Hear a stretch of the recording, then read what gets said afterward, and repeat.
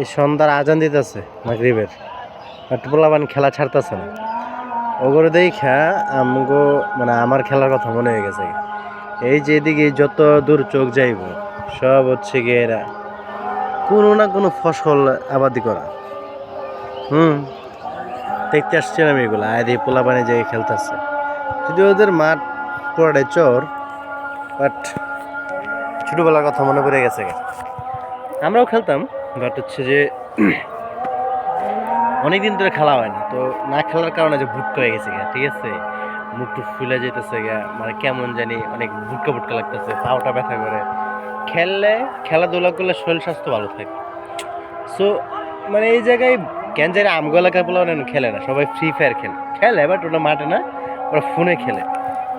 আমার মনে হয় যে এরকম সবার খেলাধুলা করা উচিত, তাইলে শরীর স্বাস্থ্য ভালো থাকবো, এখন হচ্ছে ফিট থাকা যাবে। ওই যে পোলা পাইন পুরা ফাটাই লাইতেছে এখনো, মানে আজান দিছে বাট ওর বল আর থামে না।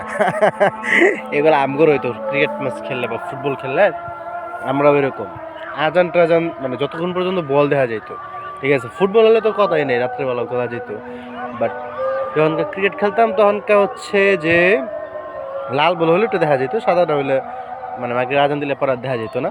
যতক্ষণ পর্যন্ত দেখা যেত ততক্ষণ পর্যন্ত খেলতাম। বাট এই জিনিসটা অনেক মিস করি আসলে। আসলে বড় হইলে অনেক কিছু মিস করতে হয়।